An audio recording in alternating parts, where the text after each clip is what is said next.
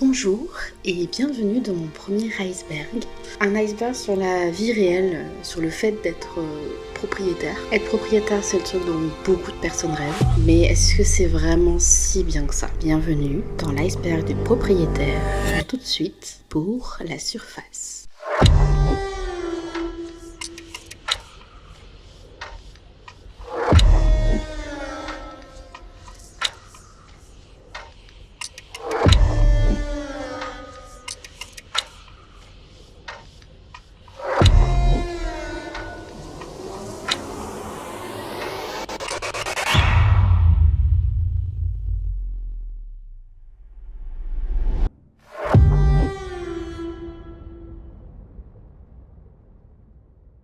Là, on est dans une zone calme. C'est tous les avantages que tout le monde connaît et c'est ce qui nous donne envie d'être propriétaire.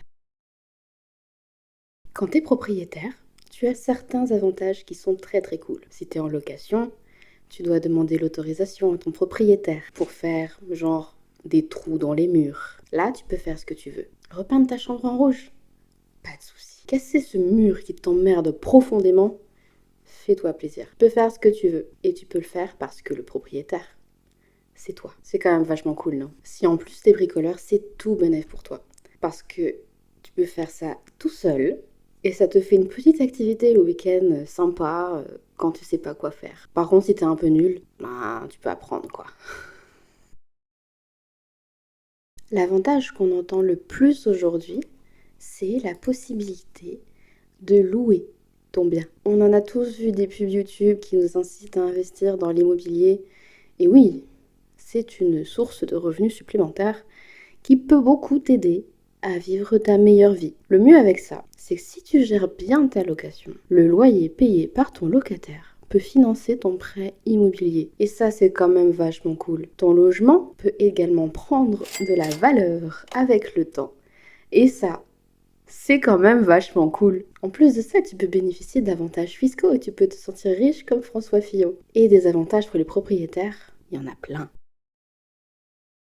Quand on est propriétaire, un élément très important à prendre en compte, c'est ton prêt. Mais le plus gros avantage du prêt, c'est quand même qu'une fois qu'il a été remboursé, t'as plus rien à payer. Et ça, c'est quand même vachement cool. Imaginons que tu prennes un prêt sur 15 ans, à tes 30 ans. À 45 ans, c'est fini. T'auras plus à payer ton prêt. Imagine les économies possibles dans ta vie. T'as plus le prix d'un loyer en moins chaque mois.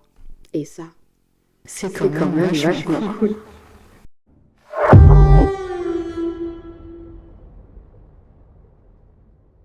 On se retrouve maintenant sous la surface, où on peut voir tous les petits inconvénients un peu chiants dans le fait d'être propriétaire, mais dont on peut s'accommoder assez facilement. Tu peux pas partir comme tu veux. Effectivement, c'est un petit peu chiant. Tu peux pas partir comme tu veux si vivre chez toi ça te saoule. Si tu veux changer de région, c'est compliqué. Tu dois faire les démarches pour vendre ta maison, trouver le juste prix, trouver un acheteur et signer les papiers de la vente. Ensuite, tu peux partir de chez toi. Et en même temps que ça, tu dois trouver une maison là où tu veux vivre, faire une offre, attendre que cette offre soit acceptée, signer avec le vendeur et emménager chez toi. Mais d'accord que c'est quand même à peine plus compliqué que d'envoyer une lettre à ton propriétaire et de dire « je m'en vais » et de partir une fois qu'on a trouvé notre nouveau logement. Du coup, quand t'achètes, il faut quand même être sûr que tu veux rester ici. Par exemple, moi qui rêve de vivre en Norvège, j'ai acheté à Héricourt. Bon, je peux bien aller me faire foutre maintenant. La Norvège sera dans une autre vie, quoi. C'est triste. Un autre élément, c'est la taxe foncière. Parlons-en de cette taxe foncière. Cette taxe qui m'emmerde au plus haut point. Hein? Bonjour les impôts. La taxe foncière, tu dois la payer pendant toute la durée où tu possèdes ton logement, que tu y vives ou non. Et ça, même si tu as fini de payer le prêt à la banque. Parce que c'est pas... c'est pour le fait de posséder cette maison que tu payes cette taxe. C'est de l'argent que tu donnes à ta ville ou à ta région qui dépend de ce que vaut ta maison. Donc plus ta maison elle est belle, elle est chère, plus ta taxe foncière elle est belle, elle est chère. Et en fonction d'où tu achètes, ta taxe foncière, elle peut changer pas du simple au double, mais du simple au triple. Que dis-je? Du simple au quintuple. Et tu crois que c'est une blague? Quand j'ai voulu acheter ma maison, j'ai visité une petite maison, toute mignonne, dans une petite ville. La taxe foncière, elle était de 100 € par mois. Et puis après, j'ai visité une énorme maison dans un petit village, pas très loin d'une petite ville. La taxe foncière, elle était de 250 € par an. Ça fait 20 € par mois. Perso, je signe direct. Enfin, pour le coup, non, parce que la maison était pourrie, mais t'as compris ce que je veux dire. Si tu fais pas attention avant d'acheter ton bien immobilier, tu peux littéralement te faire douiller par ta taxe foncière. Imagine l'envergure de ton somme quand tu découvriras que le village juste à côté de chez toi, la taxe foncière, elle est 2 fois plus basse. Ça y est, t'es chez toi, t'es content. Tu vis ta meilleure vie de propriétaire. Tout est beau, tout est rose. Et là, horreur. Tu découvres avec stupeur et effroi que tu as une fuite d'eau. En temps normal, tu vas appeler ton propriétaire pour lui dire qu'il faut réparer ça. Mais là, c'est toi le propriétaire, toi qui te débrouilles. Tu sais pas qui appeler? Tu sais pas comment faire? Bah tant pis, démerde-toi, c'est pas mon problème. C'est des dépenses qui effectivement, mises bout à bout, peuvent poser lourd dans ton portefeuille. Enfin du coup, ça l'allège beaucoup. On va pas se mentir. Ton four il marche pas? Démerde-toi. Ton évier il est pété parce que tu t'es assis dessus. Déjà t'es très con. Et démerde-toi. Parlons de l'assurance habitation. Déjà en tant que locataire, avoir une assurance habitation, c'est la base. Mais quand t'es propriétaire, comme il y a des choses dont tu es responsable, ton assurance, elle est plus complète. Tes locataires et ton logement s'écroulent? Bah écoute, c'est bête pour tes affaires, mais t'as ton assurance pour ça. T'es propriétaire et ton logement s'écroule? J'espère que t'as une bonne assurance, mon pote. T'es responsable de l'entretien de ton bien immobilier, et donc t'es responsable de tous les coûts qui y sont associés. Du coup, forcément, ton assurance habitation, elle est un petit peu mieux que celle du locataire. Et qui dit un petit peu mieux, dit plus cher. Revenons 2 secondes au point précédent. Les travaux et l'assurance habitation. T'as préféré gagner de l'argent et péter ton mur porteur toi-même? J'espère que tu sais ce que tu fais, parce que sinon, imagine. Tu casses un mur porteur, tu poses ton IPN pour sécuriser le tout. Et manque de bol, ta maison s'écroule. Quel dommage. Encore plus dommage. Comme t'as tout fait tout seul, l'assurance, elle peut pas te rembourser. Là, t'as plus que tes yeux pour pleurer. Littéralement. Avec un peu de chance, ton prêt, il était fini. Sinon, t'es dans la merde. Allez, bisous. Les voisins. Parfois, c'est chiant, les voisins. Parfois, leur dire bonjour, c'est suffisant. Tu trouves pas? Ouais, imagine maintenant que tu sois propriétaire. Le bruit, les clôtures, l'espace commun à partager, c'est tous des trucs qui peuvent amener à des conflits entre voisins, on est d'accord? Mon chien, il aboie. Il aboie. Imagine mon voisin, il supporte pas ça. Bah, j'ai acheté ma maison pour être tranquille pépouze dans mon transat, mais en fait, je fais que me faire engueuler par mon voisin. Super. Y a pas que les voisins qui peuvent t'emmerder. La ville aussi. Imagine, tout ce que je dis est purement fictif, et sorti tout droit de mon imagination, et toute ressemblance à une situation réelle, passée ou actuelle, n'est que purement fortuite.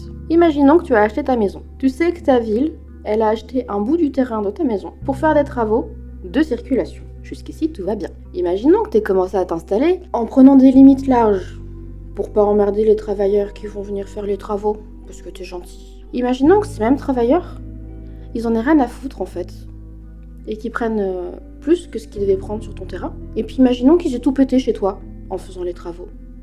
Bah c'est chiant.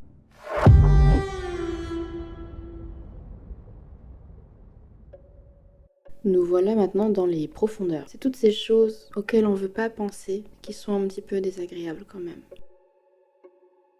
Faut pas oublier que si t'achètes un bien immobilier, certes, tu payes pas de loyer et l'argent est pour toi, mais il faut rembourser la banque qui t'a autorisé un prêt. Ah, les banques. Ces organisations qui ont le cœur sur la main et qui ne veulent que ton bien, qui nous donnent parfois difficilement cet argent pour acheter le logement de nos rêves. Le prêt, on le considère presque comme un loyer quand on vit chez soi. Et on est quand même loin du compte, non?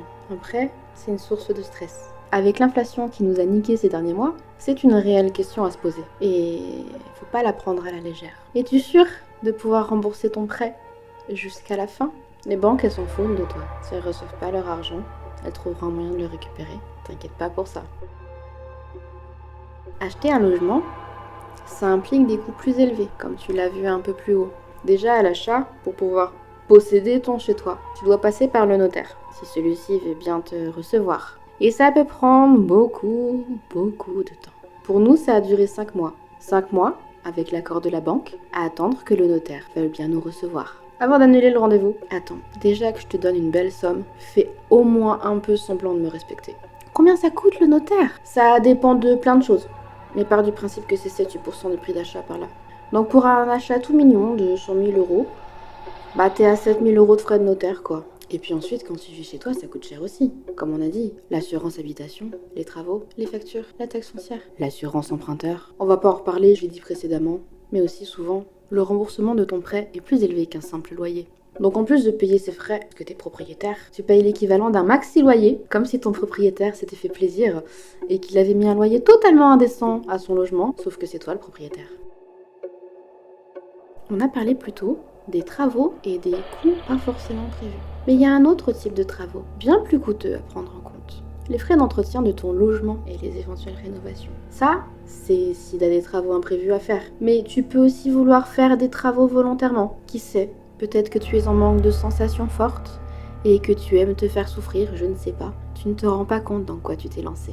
Pour entretenir ton bien immobilier, tu peux être amené à changer toutes tes fenêtres, refaire la toiture, solidifier les fondations, tout plein de choses un petit peu rigolotes. Et même pour l'améliorer, parfois ça coûte tellement cher. Changer ta cuisine ou ta salle de bain, faire une ouverture en cassant un mur porteur, faire une extension, aménager ton grenier.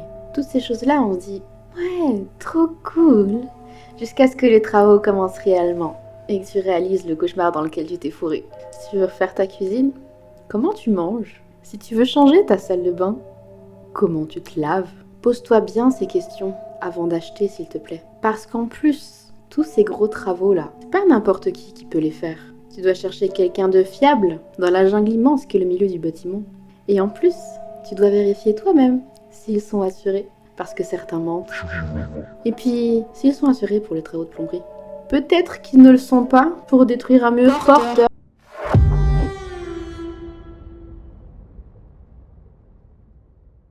On se retrouve maintenant avec les derniers rayons de lumière. Bientôt dans les abysses, on commence à parler de sujets un petit peu plus compliqués que de simples frais de notaire. Accroche-toi et ne mange surtout pas pendant cette partie. On va continuer notre descente. Avoir un locataire, c'est plutôt pratique, on va se l'avouer. T'as un bien immobilier, le prêt est partiellement payé, voire totalement payé par ton locataire. Mais avoir un locataire, c'est pas de tout repos. Parfois, certains locataires, effectivement, peuvent éventuellement ne pas payer leur loyer. Et là, c'est la merde. Figure-toi que virer son locataire, c'est pas si simple que ça. Déjà, parce que c'est pas trop des choses qui se font. Et aussi parce qu'il y a la trêve hivernale. Parce que du 1er novembre au 31 mars, il est impossible pour qui que ce soit d'expulser son locataire de son logement, et ce, qu'il paye ou non son loyer. Le prêt qui s'autofinance, tu l'oublies, c'est fini, nada, plus rien. Expulser un locataire, ça peut te prendre facilement 6 mois, et 6 mois, c'est long, surtout quand il paye pas le loyer. J'espère que tu es psychologiquement prêt à ça. Et s'il paye son loyer, c'est encore plus difficile, car il faut un motif légitime et sérieux. En même temps, heureusement que tu peux pas juste virer ton locataire parce qu'il est moche.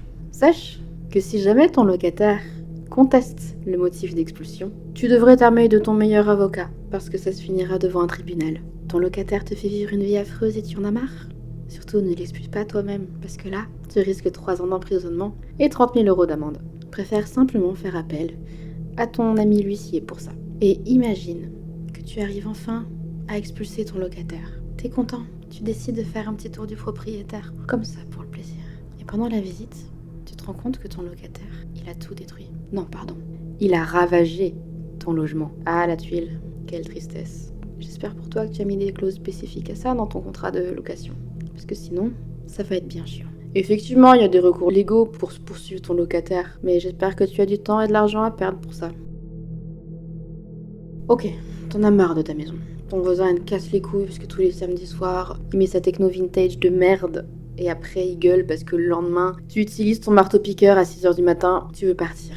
Et vite. Donc tu veux vendre ta maison, au moins au prix auquel tu l'as acheté, histoire de pas perdre d'argent. Sauf que parfois, l'immobilier, il évolue pas en ta faveur. Aujourd'hui, ta maison, plus personne n'en veut. Et tu peux pas la vendre au prix que tu veux. Parce que oui, parfois, les gens ne veulent pas acheter une maison mitoyenne sur 5 étages dans un goulag. Et parfois, ils veulent bien. Manque de bol, en ce moment, ils veulent pas. Et en plus, les banques ne donnent pas beaucoup. Tant pis pour toi. En plus, tu l'as pas entretenu. Faut refaire la toiture ou changer la chaudière. Parce que oui, si tu mets pas l'argent dans l'entretien de ta maison perd de la valeur.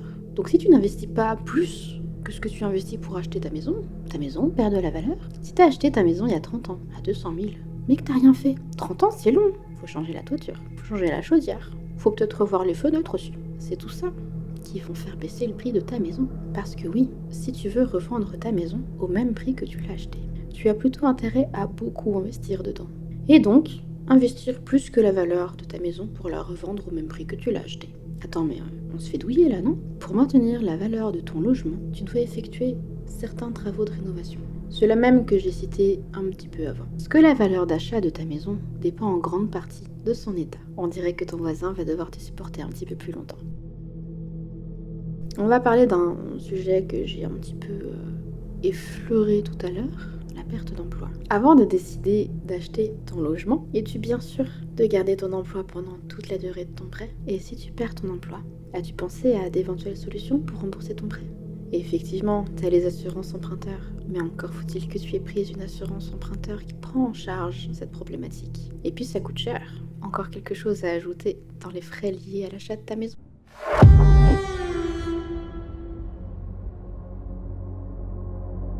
Bienvenue maintenant dans l'endroit le plus sombre, dans le fait d'être propriétaire. Ici, nous allons voir les situations auxquelles on pense trop peu souvent et qu'on espère ne jamais vivre. On a beaucoup parlé du prêt, c'est le point principal lié à l'investissement immobilier. Mais il peut arriver qu'on n'arrive plus à rembourser son prêt. Sache que si tu n'arrives pas à rembourser ton prêt, il n'y a pas de trêve hivernale pour les propriétaires. La banque peut entamer des procédures de recouvrement dès la première échéance manquée. Et nous le savons, les banquiers ne sont pas philanthropes. Comme tu l'imagines, la saisie immobilière peut avoir des très graves conséquences morales, financières et personnelles. Tu peux y perdre ta propriété, auquel cas tu n'auras littéralement plus que tes yeux pour pleurer. Tu peux également être confronté à des frais de justice assez salés. Et si tu as déjà du mal à rembourser ton prêt, imagine les frais de justice. Tu es propriétaire de ton bien immobilier et tu peux agir sur l'état. Mais il y a une chose sur laquelle tu ne peux pas agir.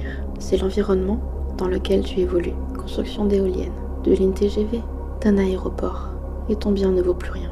Ou alors plus grand chose. Fais bien attention avant d'acheter. Et renseigne-toi bien sur les projets qui pourraient impacter ton bien et sa valeur.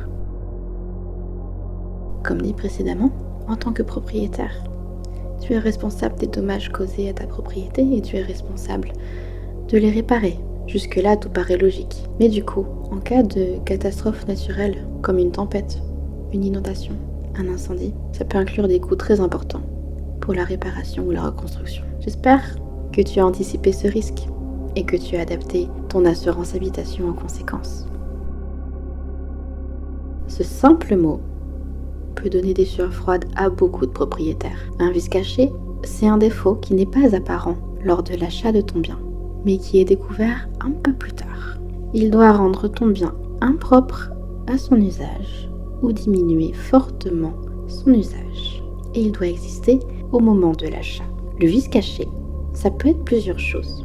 Des problèmes de plomberie ou d'électricité, des problèmes structurels, des problèmes de fondation ou des nuisibles présents. En France, heureusement, le vendeur est tenu de divulguer tous les vices cachés dans la propriété avant la vente. Et s'ils ne le font pas, ils risquent des poursuites judiciaires. L'acheteur peut également faire inspecter la propriété avant l'achat pour identifier d'éventuels vices cachés qui n'ont pas été précisés. Heureusement, la loi est du côté de l'acheteur, en lui permettant d'avoir des recours légaux, et ce jusqu'à 10 ans après l'achat. Ça peut aller jusqu'au remboursement d'une partie du prix de ton bien.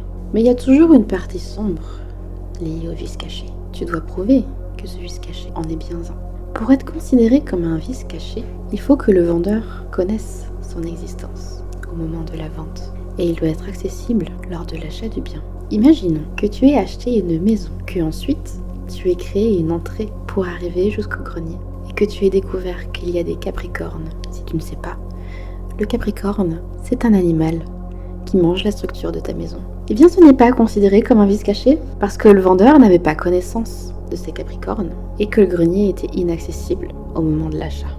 Le vice caché, il est très difficile à prouver et je te souhaite un bon courage si tu en trouves un dans ton logement. L'expropriation, qu'est-ce que c'est ? c'est un processus juridique dans lequel le gouvernement prend possession de ta propriété contre ta volonté.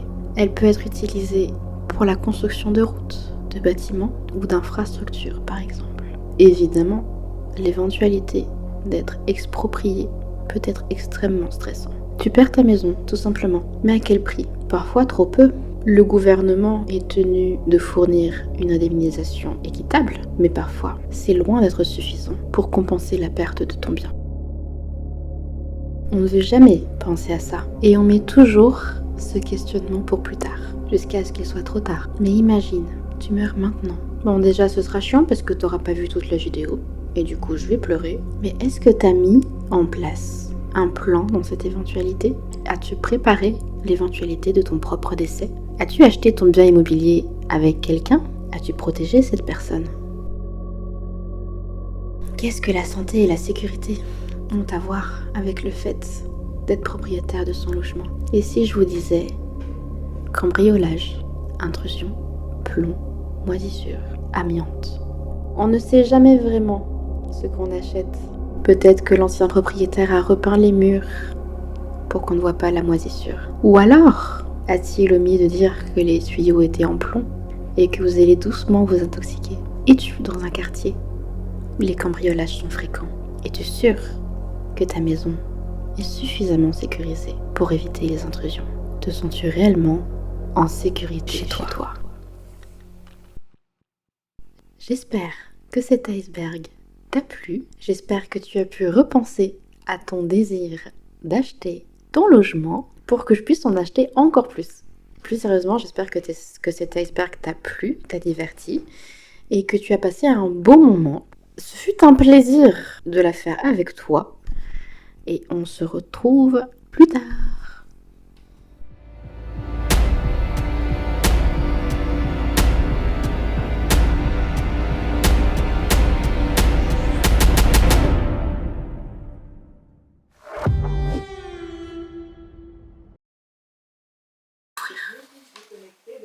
Waouh! Tout s'est éteint! Il faut que je rallume tout. Oh waouh! Ça marche, je disais.